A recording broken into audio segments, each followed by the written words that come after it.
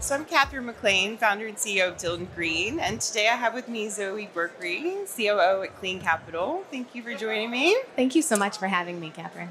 So for those of people who don't know, can you please introduce yourself and what you do at CleanCapital? Absolutely. So I am currently the Chief Operating Officer at CleanCapital. So what does that mean? Me and my team, we oversee all things asset management for our growing fleet of commercial scale solar and battery storage projects across the country. We currently have about 250 megawatts across 20 states, 153 sites. It's a lot to manage. Commercial scale is no joke. And throughout the history of CleanCapital, we've put over $1 billion to work in the space. Mm-hmm. So, our portfolio has ranged as large as 500 megawatts. Mm-hmm. Right now it's 250, and we're continuing to grow and build. Great. Yeah. Great. That's wonderful. And I know that you started out as a White House intern. Yes. And then you worked your way up to your current role. Do you think having more senior women leaders in clean tech could help advance the energy transition as well as the DEIJ initiative? Of course. I mean, climate change is not just a white male problem. Not? No, I'm not crazy.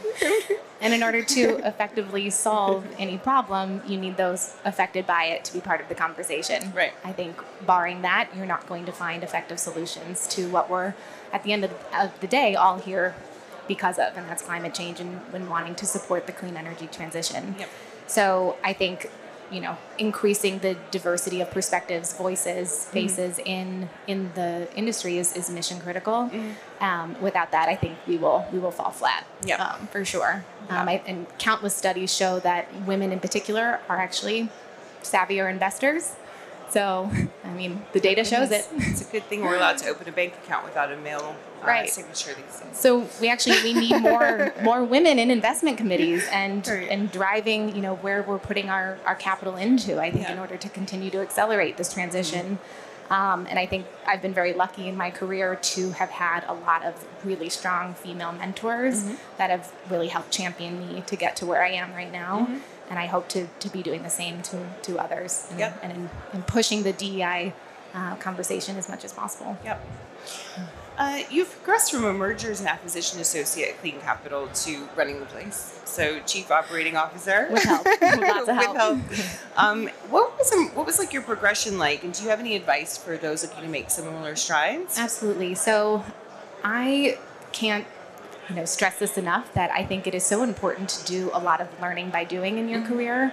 I was given an excellent opportunity in the earliest founding days of CleanCapital where we were really just getting our feet under ourselves. There was so much work to be done, and we all wore a million hats every single day.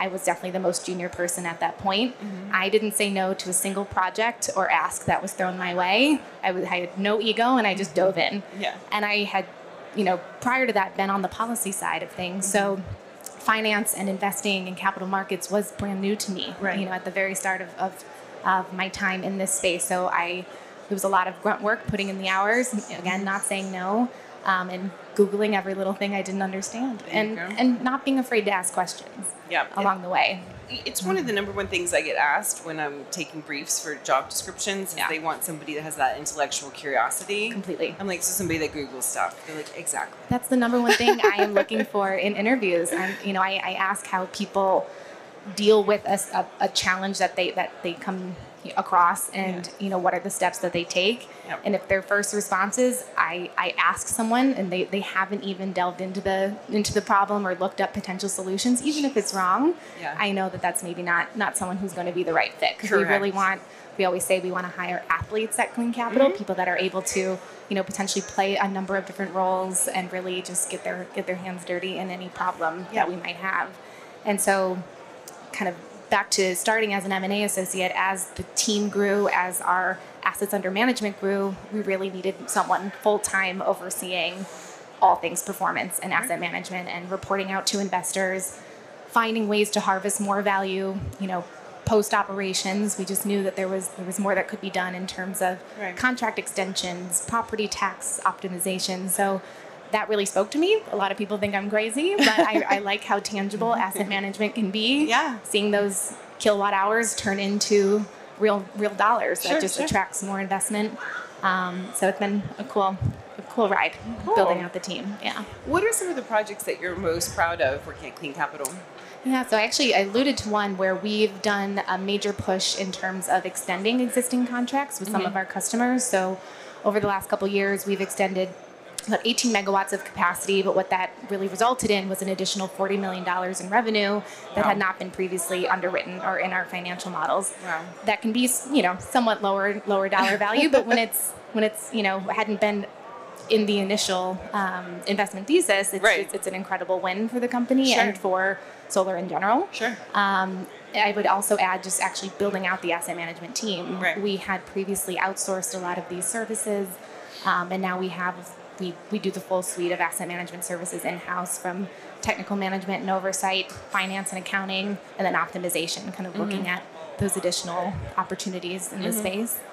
On kind of not just in the asset management and operations space, I would say championing or being a champion of CleanCapital's Allyship Committee and our internship program that looks to offer internship opportunities to individuals that don't have any experience in the space, potentially come from a DEI community, and we're really challenging ourselves to expand our network, because if we're only hiring people we're not solving the problem. So exactly, or maybe like more people from like an LMI background. Yeah, exactly. That might not have gone to like an Ivy League school. Exactly, I know. Yeah, I know. So CleanCapital recently closed a $500 million round led by Canada's ManuLife, as well as surpassed $1 billion cumulative capital deployed into solar and storage projects.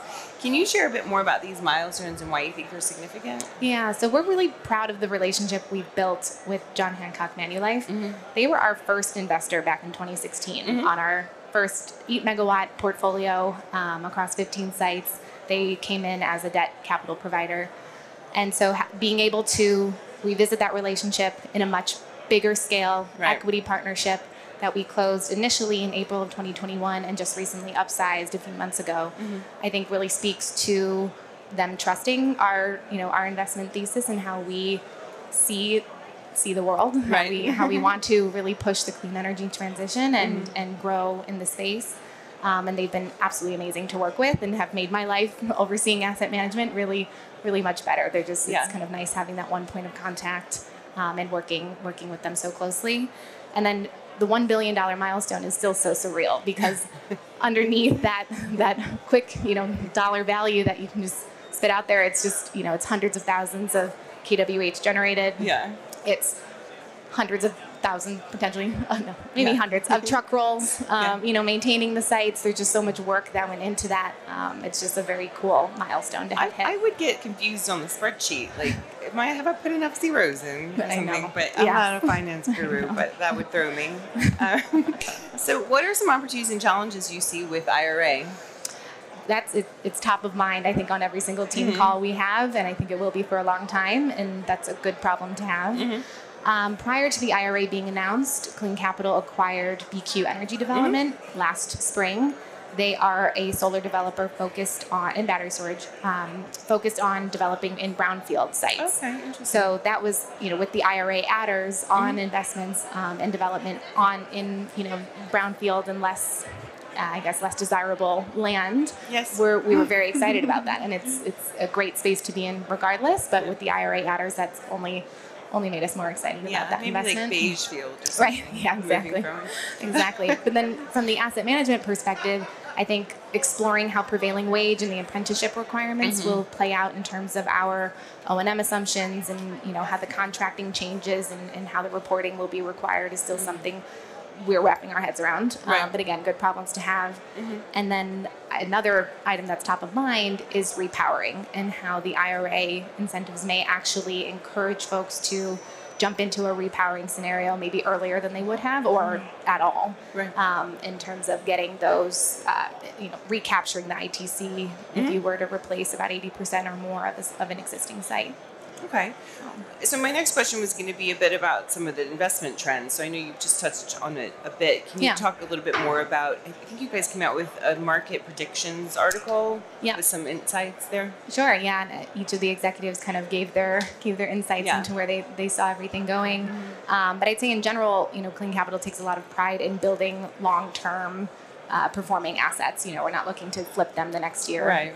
So we ensure that our asset management team a lot of my championing of this are involved in the earliest days of the investment. Right. Thinking through kind of how we're going to do this on the technical due diligence side, property tax, insurance. I want to make sure we're thinking about that all on the front end. Right. We don't have surprises later.